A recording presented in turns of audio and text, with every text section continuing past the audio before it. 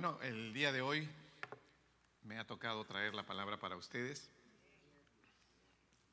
Ya decía yo, ¿cuándo me van a dar espacio? Mentira.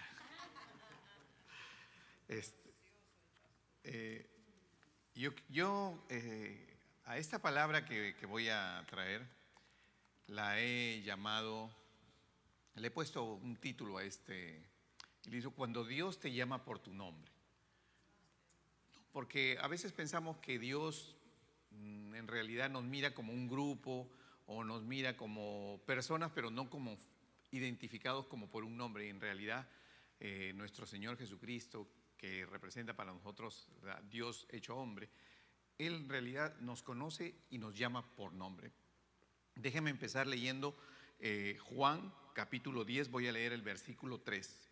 Dice: a este abre el portero y las ovejas oyen su voz, y a sus ovejas llama por nombre y las saca. ¿Se dan cuenta? O sea, todos nosotros, Él, porque es Dios todopoderoso y conoce todas las cosas, nos conoce por nombre. Somos personas individuales, no somos parte de un grupo. Somos cristianos, pertenecemos al grupo, al cuerpo de Cristo, pero para Él cada uno tiene una identidad personal. Cada uno tiene un problema, una circunstancia que lo rodea, y Él no es ajeno.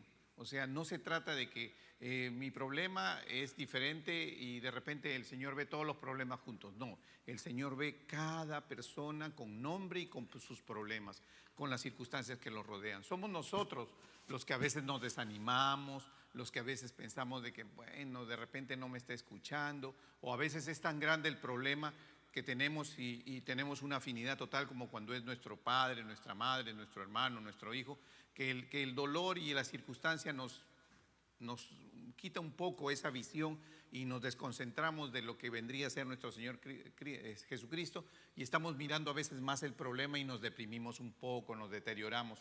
Pero el Señor dice: no te preocupes, yo estoy siempre aquí y te conozco a ti tal cual tú eres, por tu nombre, de forma individual, ¿no? Y es ahí donde nosotros a veces pensamos de acuerdo a este tiempo normalmente y decimos: ¿será que para que yo tenga la presencia de nuestro Señor Jesucristo tendrá Él que venir tocando bombos y platillos? ¿Tendrá que hacer bulla? ¿Tendrá que haber gritos? ¿Tendrá que haber...? No, Él nunca, muy por el contrario. Cuando nosotros nos acordamos de la historia de Lázaro y lo fueron a llamar, Él dijo: yo voy a llegar. Llegó prácticamente al cuarto día. ¿Por qué al cuarto día? Porque Él sabía que si venía al tercer día y resucitaba a Lázaro, iban a pensar de que no se había muerto de verdad. Porque en la tradición judía se consideraba el cuarto día como el día definitivo de que la persona había muerto. Aun cuando lo habían enterrado, el cuarto día era el día. Por eso es que Él vino el cuarto día, para que todos vean de que al que estaba levantando es a una persona que estaba muerto según la ley de la vida y según el pensamiento tradicional del pueblo de ese entonces. Pero Él no llegó trayendo gente, gritando que yo voy a sanarlo. Nadie sabía, muy por el contrario, sabemos que sus hermanas estaban llorando, estaban deprimidas, ¿no? Y Él llegó, ¿y qué le dijo a María? Él solo está durmiendo. Es una expresión tan simple. No llegó con un equipo de gente cantando, gritando. O sea, nuestro Señor Jesucristo siempre se acerca a nosotros de manera tranquila, de manera silenciosa, diría yo. A veces ni nos damos cuenta. A veces estamos tal vez con la presencia de Él al lado de nosotros, pero como estamos mirando el problema, no lo podemos ver a Él. Y nos distraemos un poco con eso. Y entonces pensamos de que somos olvidados, de que no sabe cómo me llamo, tal vez no conozca a profundidad mi problema. ¿Por qué? Porque el enemigo trata de quitarnos de nuestra mente, ¿no?, esa concentración, esa fe que tenemos puesta en Él, y trata de desviarla. ¿Para qué? Para que el desánimo entre en nosotros. Yo voy a leer una historia y voy a ir explicando. Voy a leer Juan capítulo 10, voy a leer del versículo 24 al 28. Y dice: y le rodearon los judíos y le dijeron: ¿hasta cuándo nos turbarás el alma? Si tú eres el Cristo, dínoslo abiertamente. Jesús le respondió: os lo he dicho y no creéis. O sea, ¿por qué? ¿Por qué los judíos no creían si él ya les había dicho? Y él les dijo, ustedes están esperando al que Moisés les anunció, sin embargo vengo, hablo, hago lo que el Señor dice en el cielo, dijo que yo iba a hacer y no creen. Y eso pasa con nosotros. A veces los testimonios no son suficientes porque los testimonios es la evidencia de que Él está trabajando, la evidencia de que Él vive entre nosotros, la evidencia de que Él no es ajeno a nuestro problema. Porque aquí no hay nadie que pueda levantar la mano y diga, yo no tengo problemas. Todos tenemos inconvenientes, todos tenemos, unos más grandes y otros más pequeños. Pero esa valorización de más grande o más pequeño es mía con respecto al tuyo. Pero para mí, mi problema es todo y lo es para cada uno de nosotros. Y eso sabe Dios. Sabe que cada problema que cada persona tiene, ya sea personal, familiar, de trabajo, de familia, es realmente un problema grande y todos lo llevamos en el corazón como algo pesado, como algo que nos oprime nuestro corazón, nos deprime. Entonces, ¿qué es lo que estamos buscando? Y a veces decimos, Señor, ¿dónde estás? Y Él siempre dice, ¿quieres ver dónde estoy? Mira todo lo que he hecho, mira los milagros, mira los testimonios, mira cuando la hermana empieza orando y dice, a ver cuáles son los testimonios, ahí está Él diciendo, ¿no te he dicho que creas? Mira dónde estoy, aquí estoy. Soy un Dios vivo, actuando día a día, semana a semana. Estamos recogiendo siempre que alguien cumplió, que alguien logró alcanzar algo que había pedido. Esa es una de las cosas. Y dice, Jesús les respondió, os lo he dicho y no creéis. Las obras que yo hago en nombre de mi Padre, ellas dan testimonio de mí. O sea, tomemos aquello que hace el Señor por testimonio más real de lo que parece. A veces como no es mi problema, escucho el testimonio como algo simple y paso de largo, porque como no es el mío, y a veces solo somos un poco egoístas y pensamos que solo nuestro problema es el único malo realmente. Yo tengo el problema más grande de todos los demás es simple. No. Y él dice, toma en cuenta el testimonio. O sea que es muy importante el testimonio. Es muy importante que cuando oramos también tengamos testimonio de lo que el Señor ha hecho. Tan importante como ¿qué? Como la carta de presentación de nuestro Señor Jesucristo. Porque cuando usted está dando ese testimonio, está diciendo, el Señor estuvo aquí. Próxima semana, si hay algún testimonio cumplido, dirá, el Señor estuvo aquí escuchándome cuando yo oré, cuando yo clamé o cuando estuve clamando antes de venir del servicio. ¿Por qué? Porque cumplió con lo que yo requerí. Porque Él mismo en su palabra dice, ellas dan testimonio de mí, las cosas que Él hace a través de nosotros. Miren ustedes, pero vosotros no creéis, porque no sois de mis ovejas. Y como os he dicho, mis ovejas oyen mi voz y yo las conozco y me siguen.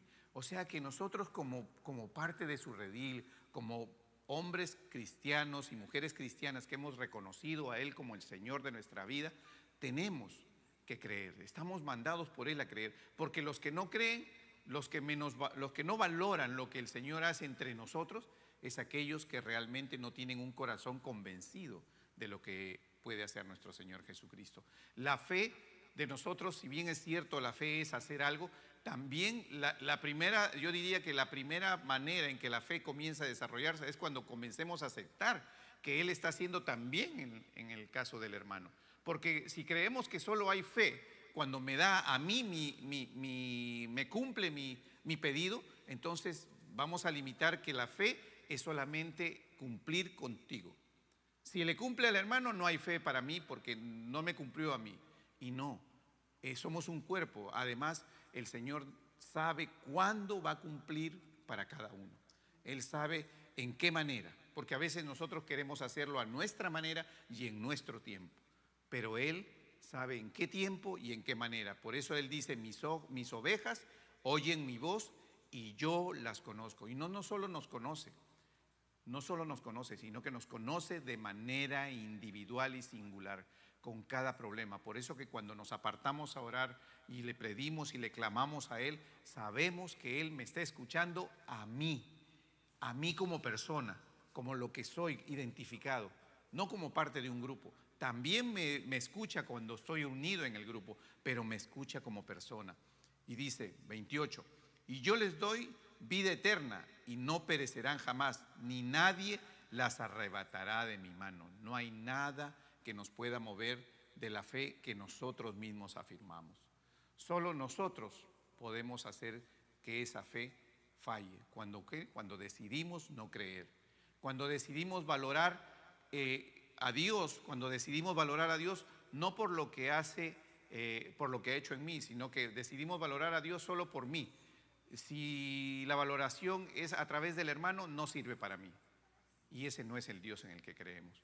Debemos pensar que si obró para Él, obrará para mí. Así es el Dios que tenemos, así es el Dios en el que creemos. Él es el Dios grande y maravilloso. Por eso es que vemos que en esta historia Él dice, yo estoy aquí. Y nos dice a nosotros, hoy yo quiero decirles, Él está aquí cada miércoles en la mañana. ¿Por qué? Porque Él ha cumplido. Yo he escuchado cómo las personas han dado testimonio, o sea que Él estuvo aquí. No lo vemos porque no lo podemos ver, pero Él está aquí. Por eso Él dice, clama a mí y yo te responderé. Y Él ha respondido. La prueba de que Él vive entre nosotros es la respuesta. Por eso Él dice, y Él escribe en su palabra, dice, mira el testimonio. Eso es importante porque así sabrás que no estás solo, que estás conmigo, que vives aquí, que yo soy parte de tu vida. Él es parte de la vida de cada hombre y mujer que en su corazón puso a Cristo. Él, por eso, pero Él es un caballero. Él nunca te va a empujar, te va a abrir el corazón, ni te va a obligar a hacer algo. Ni tampoco va a venir con bombos y platillos para que tú creas que es así. Él muy por el contrario, Él va a venir muy silencioso, te va a hablar directamente a ti en tu corazón, te va a hablar audiblemente, te va a hablar de la manera que Él cree que tú sí puedes entender y nadie más va a saber, porque así es. El Señor tiene una manera de comunicarse con cada uno de nosotros de manera individual. ¿Y por qué lo hace individual? ¿Por qué no se para aquí alguien y dice, el Señor te dice, Pedro, José, María? Porque Él quiere un trato individual entre tú y Él. Eso es lo que Él busca. Él nunca busca ponerte en grupo. Él solamente dice que traerá profecía y traerá palabra para cuando es que redarguir como iglesia, como cuerpo de Cristo. Pero cuando hablamos de las cosas que creemos, queremos o pedimos o necesitamos, Él hablará contigo. Te hablará mediante un sueño, una visión, a tu corazón. Te hablará a través del testimonio de tu hermano. Porque aún el testimonio de tu hermano te está diciendo, estoy aquí, seguimos trabajando, Él sigue trabajando. Aunque como dice la canción, aunque no sepamos, no escuchemos, no oigamos nada de Él, pero Él está trabajando.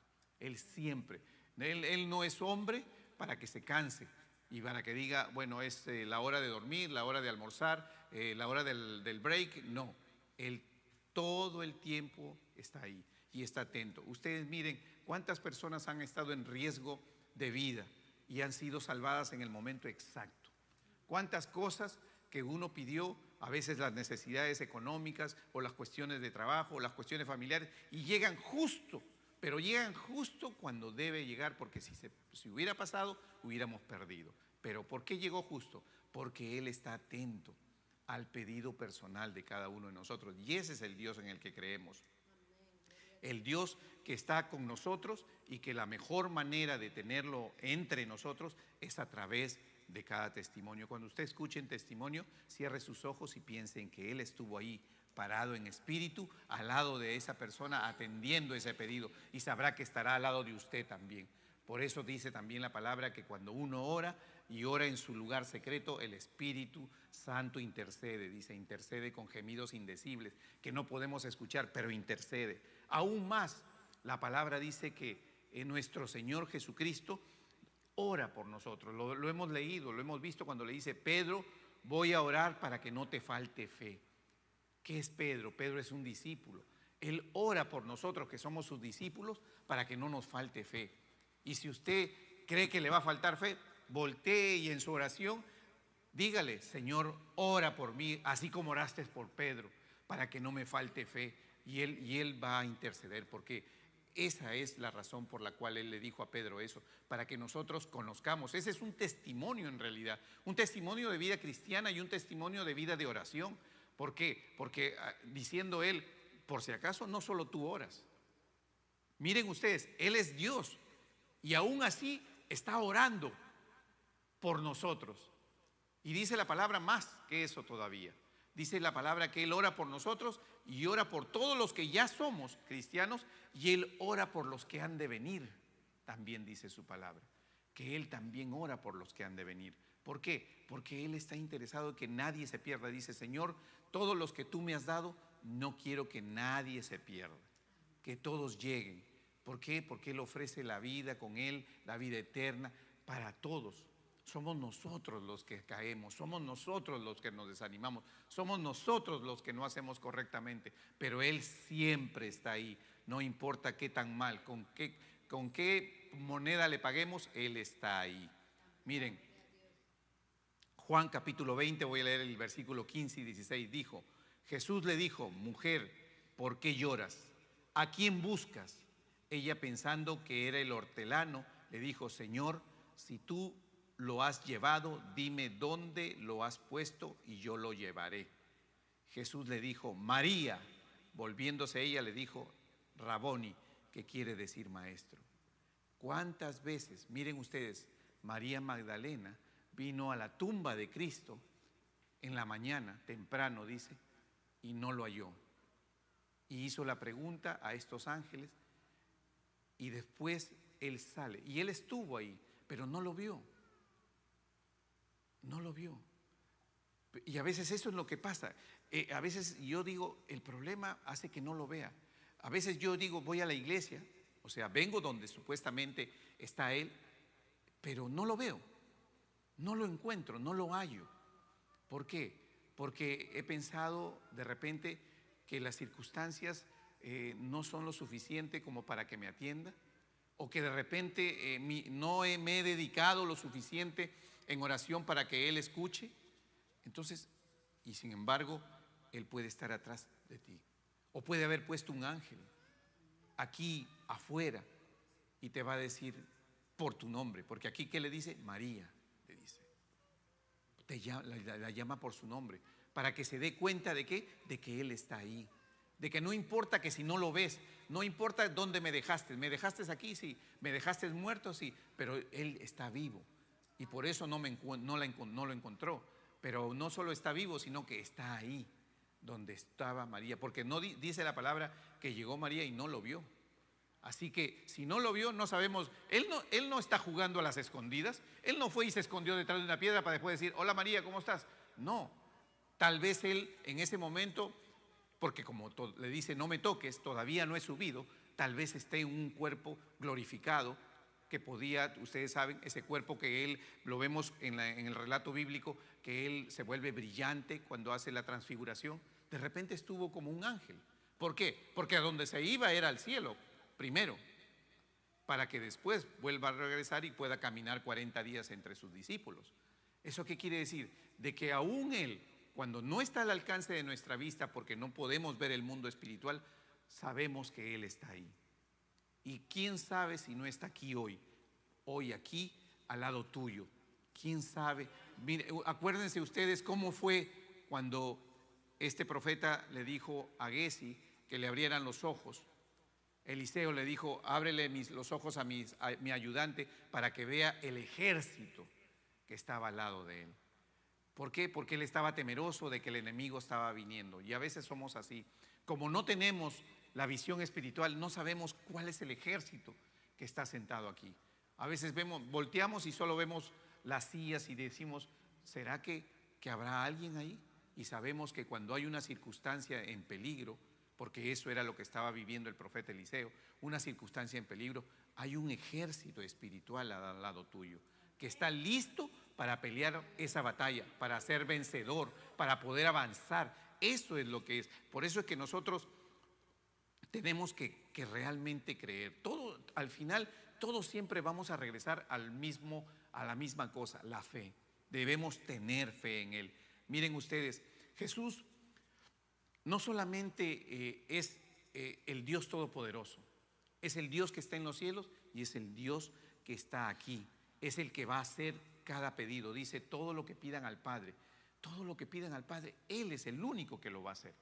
No hay otro medio, no hay otra manera de lograr las cosas. Él es el único, Él es el camino, la verdad, la vida. Él es el único al quien tenemos que recurrir. Es el único que hace las cosas. Imagínense ustedes en ese momento María pensando que ella podía atenderlo a él, porque para eso fue llevando todos los aceites, todo para atenderlo. Se dio cuenta de que él no necesitaba atención. Somos nosotros los que necesitamos. Y María fue afligida, fue con un corazón quebrantado, roto. ¿Por qué? Porque en su mente tenía lo que había sucedido, ¿no? 3 días antes. Él había sido crucificado y había sido puesto en una tumba, muerto. Pero él, en realidad, él lo que hizo ese día fue vencer al enemigo, venció la muerte. Y esa fue la primera demostración. Si hay alguien aquí que abrió sus ojos y vio que la muerte había sido vencida por primera vez, era María. Fue todo un privilegio para María Magdalena haber visto cómo Cristo había resucitado. Imagínense ustedes, pónganse en esa escena, trasládense en esa figura y párense ahí al lado de María, mirando por primera vez la resurrección. El día que se completó todo el proceso que realmente permite que nosotros tengamos la vida eterna. Porque si Él no hubiera resucitado, dice su palabra, Pablo dice, en vano estaríamos aquí. Quiere decir que el último acto que mostró Él fue la resurrección. ¿Para qué? Para que se afirme sobre nosotros. Y Él supo que tenía que escoger una mujer para que nadie se entere. Por eso es que Él tomó a María y ¿qué le dijo? Y ve y dile a tus hermanos, a tus compañeros, a aquellos con los que yo he caminado, que yo estoy aquí. Porque eso es. Cuando María hizo eso, ¿qué es lo que hizo? Trajo la voz de Él para que todos conozcamos que hay resurrección. Que la única manera que podemos lograr a través de eso es la resurrección. ¿Y qué es lo que trajo María a sus hermanos? Trajo testimonio, porque ellos no lo vieron. Ese día lo único que trajo María es ese testimonio. Es como cuando estamos aquí, no vemos el momento en que sucedió, pero María llevó el testimonio diciendo, lo he visto, ha resucitado. Y nos corresponde a nosotros creer, porque si no nos vamos a convertir en un Tomás. Y no queremos ser un Tomás, ¿cierto? No queremos ver para creer. Dice, no, es que le sucedió a ella. Yo tendría que verlo en que sucede en mí, el milagro que necesito para yo creer. Y no es así. A veces queremos ser como Tomás. Muchas de las veces. Pensamos que solamente realmente vamos a lograr alcanzar una verdadera fe y una verdadera credibilidad en Él cuando sucede en nosotros. Pero debemos considerar que el milagro, la acción, el cumplimiento de una promesa de Dios en el hermano es tanto de Él como tuya. ¿Por qué? Porque en realidad va a afirmar tu fe. Por eso es que, miren ustedes, 2 Corintios 5:17, de modo que si alguno está en Cristo, nueva criatura es. Las cosas viejas pasaron, todas son hechas nuevas. Nuestro Señor Jesucristo no le interesa tu vida pasada. Él no dice en este versículo, de modo que si alguno está en Cristo, primero voy a examinar su vida pasada. Voy a ver si realmente oraba mucho. Voy a ver si realmente cumplía con lo que yo le pedía. No, si vienes a Cristo, a Él le interesa de ese día para adelante. Dice que te perdona y todos tus pecados son quitados de ti. O sea, no los llevas contigo, no son tus pecados. Él quita tus pecados, quita tus aflicciones, quita tus problemas. Él en ningún momento Él está pensando en lo que pasó. No importa lo que haya pasado, tu vida es una vida nueva. Todos somos hechos nuevos, hasta ese día éramos criatura y después de eso somos hechos hijos de Dios, después de que hemos venido a los pies de Cristo. Y somos criaturas nuevas, por eso empezamos una vida para transformar. Él no ha venido para convertirte en hijo solamente. Convertirte en hijo es como haberte vendido el boleto de entrada, pero de ahí para adelante te toca ser transformado, porque dice que para llegar allá al cielo hay que ser transformado. Es más, el día que Él venga, no te va a llevar tal cual eres. Por eso dice, los que murieron en Cristo serán levantados y tendrán ese cuerpo glorioso, y los que estén vivos serán transformados. O sea que ser transformado es parte de la vida cristiana. Debemos esperar ser transformados. Eso es lo primero que... Entonces, si yo creo que voy a ser transformado, no voy a ser transformado el día que me levante nada más. Tengo que venir en una transformación interna primero, en una transformación en mi corazón, en una transformación en mi mente, en mi manera de pensar, en mi manera de ver las cosas. Ahí empezó la transformación. La única transformación que va a ser en un abrir y cerrar de ojos va a ser del cuerpo físico. Pero el alma, la esencia de nosotros, tiene que ser transformado paso a paso, día a día. Esa es la única manera. ¿Cómo yo crezco espiritualmente? ¿Cómo yo logro tener más fe? ¿Cómo yo puedo mantenerme en el camino del Señor cuando permito que el Espíritu Santo que está sobre nosotros y en nosotros y delante de nosotros y detrás de nosotros y alrededor de nosotros nos guíe y nos transforme? ¿Por qué? Porque Él ha dejado el Espíritu Santo para que nosotros podamos tener fe y confianza de que Él está trabajando. Por eso Él dice, y es mejor todavía, dice, que me vaya, porque así ustedes van a poder lograr tener todo lo que necesitan. Si el Señor te llamó, si el Señor te escogió, te va a dar dones, te va a dar habilidades, te va a dar oportunidades. Dice, a veces pensamos de que las oportunidades solo vienen para algunos. No, las oportunidades son para todos de acuerdo al propósito que da. Y Él abre una puerta y extiende un camino. ¿Para qué? Para aquellos que tienen que hacer lo que tienen que hacer. Y así es el Señor. Por eso es que a Él no le interesa nuestra vida pasada. Preocupémonos no de la vida pasada, porque muchos pensamos de que, ¿sabes qué, hermano? Primero te tienes que perdonar.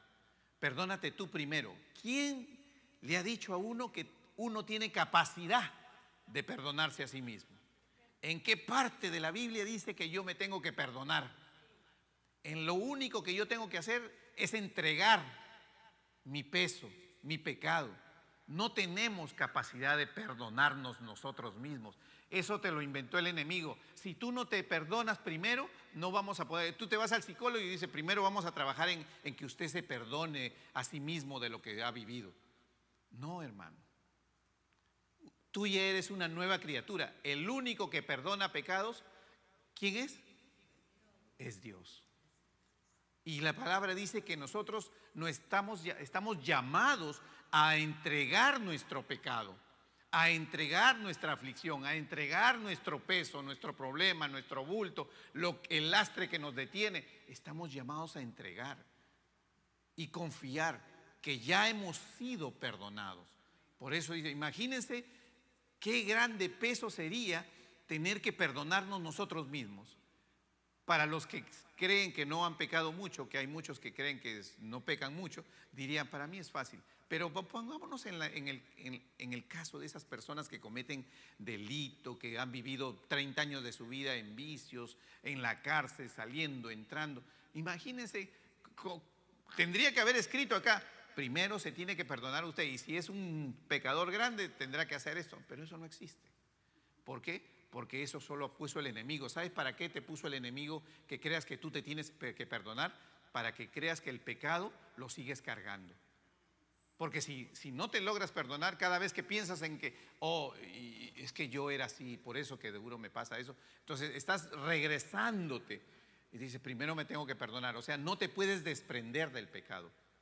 Y sin embargo, ni siquiera te toca ni siquiera entregarlo, porque dice la palabra que Él quita. O sea, Él te lo quita, porque no tenemos ni capacidad ni siquiera para quitarnos eso. Somos tan inútiles que no podemos ni quitarnos el pecado. Imagínense ustedes.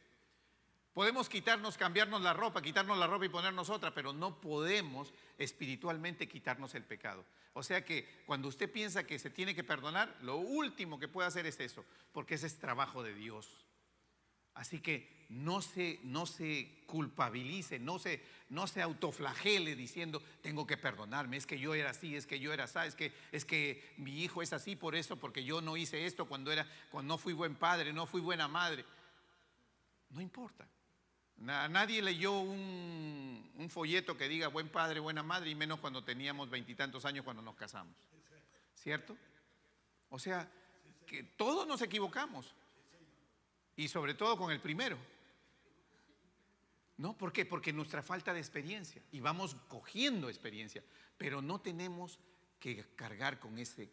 ¿Por qué? Porque el enemigo es aquel que pone eso en nosotros. ¿Para qué? Para pensar que tú te puedes quitar el pecado. Para que piensas que tú te puedes perdonar. ¿Y así qué haces? Mientras tú no te perdones, no te puede perdonar él. Porque como todavía no te perdonas tú, primero te tienes que perdonar tú, y no es así. Así que para eso vino Cristo, para que nosotros pensemos, creamos y estemos seguros de que somos nueva criatura, nueva vida, nueva transformación en Él. Todo viene de Él, todo es de Él para nosotros. Nosotros somos, como dice la palabra, siervos inútiles. Hermanos, no es ser malo cuando yo digo que soy un siervo inútil. Muy por el contrario, estoy reconociendo que tengo que depender de Él. Estoy reconociendo de que no puedo, lo único que puedo quitarme es la ropa, porque todo lo demás que llevo encima en mi memoria y en mi corazón, el único que me lo puede quitar es Cristo. Y hay quienes Dios los transforma de un día para otro, y hay otros que toman un proceso más largo, pero Él sabe cómo hacer las cosas. Miren ustedes, voy a leer Jeremías.